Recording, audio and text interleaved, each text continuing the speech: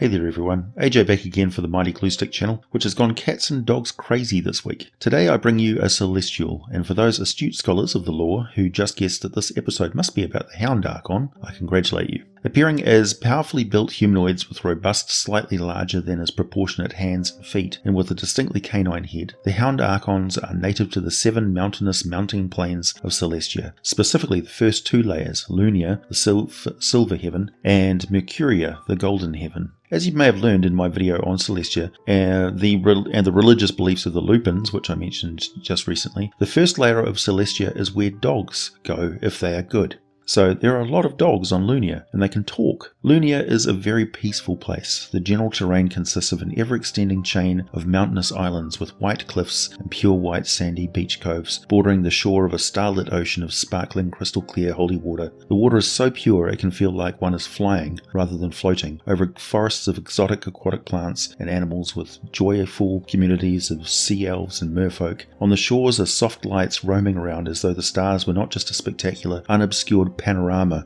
above an ever-changing night sky, but actually extend down to the land as millions of lantern archons drift and wander around the dark, performing their sacred tasks. Happy people wander the shore and visit the hundreds of thousands of wonderful citadels of white stone, woods, and precious metals, gems, and crystals, the homes of angels and the palaces of minor deities. The entire plain feels like a warm summer night, perfect for a dinner party, a campfire on the shore, endless games and conversations, soft music, and just taking in the incredible view as aurora from the golden light filtering down and the high peaks dance and drift like a rainbow mist every now and then across the sky in an ever-changing pattern. The population of dogs here consists in perfect harmony with the humanoids they loved and served in life.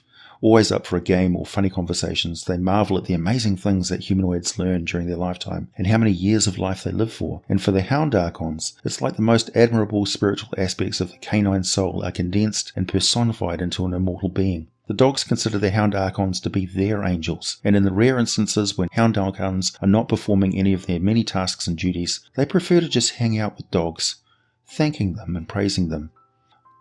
I had to pause this writing the script here. It gets me right in the heart just thinking about it. The Hound Archons returned the unconditional love of dogs and other canines with the addition of letting the dogs understand that they are good and right and will never be alone or sad or bored ever again. There are dark places, horrors and terrors in the multiverse of Dungeons & Dragons, enough to make it seem that goodness, light and love are forever on the brink of vanishing. But I can assure you, for the extremely lucky traveller who stops and witnesses the way the Hound Archons and dogs keep each other's company, all doubts and fears will never take the memory of pure hope and kindness from you, and you will cherish it for the rest of your days. Lunia is a place of kept promises and accomplished dreams, restfulness and appreciation. It is what the Hound Archons fight for, to both protect and to bring the peace of this place to the rest of the multiverse. The Lantern Archons serve and educate, keep the company of and assist the souls of those who arrive in Celestia. They are the ones who guide and talk to the departed, who have started on their quest to reach their full spiritual potential. But they are not fighters and knight protectors. That is the role of the Hound Archons. They are considered by many to be the first true Archons, the exemplary, lawful good beings who are most commonly summoned to the prime material universe and to the other planes of existence. They have their own hierarchy and strict code of conduct. All Hound Archons have what at first appears to be a metal collar, but it's not actually metal. It's more of a mystical representation of the Archon's rank and can never be removed, nor would they ever wish it to be. Hounds are both serene and peaceful, at the same time always alert and ready to instantly spring into action. They are very intelligent, very protective of the innocent and pure of heart, and their innate form is that of a canine humanoid, but they can easily transform into any breed of other canine ranging from small to large size, from Chihuahua to Great Dane.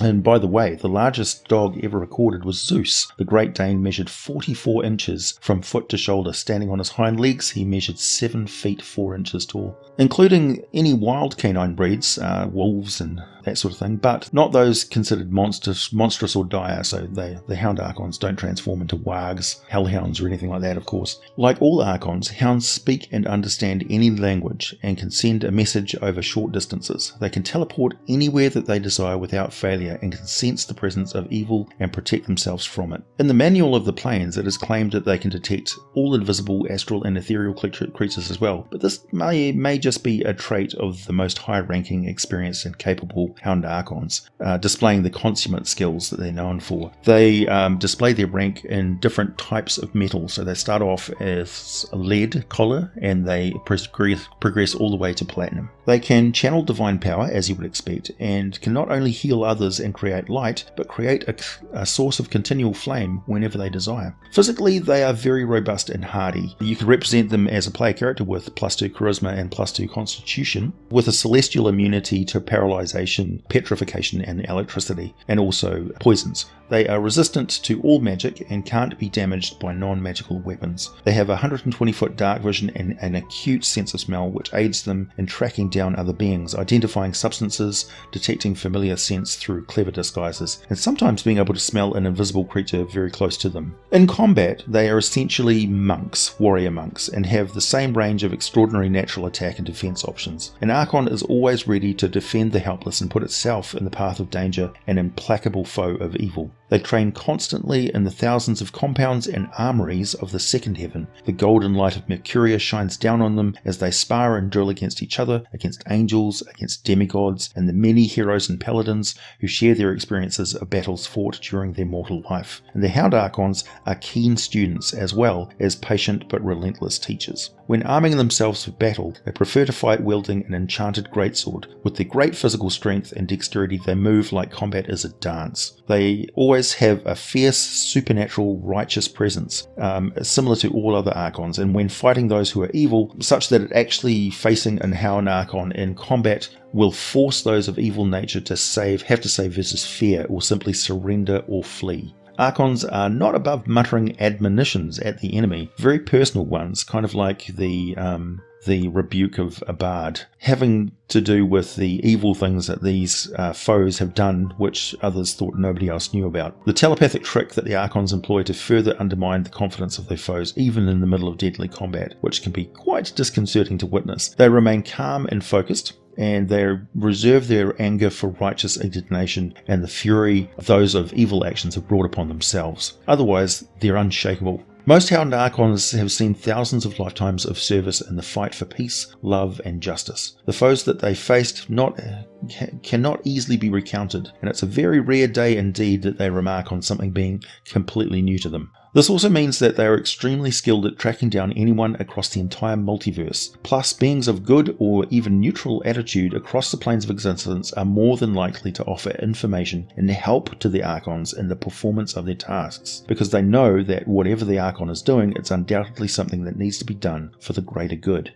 The monstrous compendium, Outer Planes Appendix, estimates that there are 100,000 Hound Archons, and that each of them is responsible for monitoring as many as 100 Lantern Archons. Each Hound Archon maintains a permanent telepathic link with all of the Lantern Archons in its care, and the Hound Archon gets into more if the Hound Archon gets into more trouble that they can easily handle, it calls its Lantern Archons and they will arrive in a matter of minutes to offer aid if they can, firing beams of light, obstructing movement, healing the wounded Archon, and so on. Also, due to the constant telepathic linking, if any trouble comes to any part of Celestia, all Archons know about it pretty quickly, and the Hound Archons know all of the paths up and down the seven mounting heavens. In turn, I should mention, the Hound Archons are similarly overlooked and monitored by the Warden Archons, the formidable ogre-sized bear humanoids who guard the gates of the seven heavens. Hound Archons, as you can have guessed, are the Lantern Archons, or at least they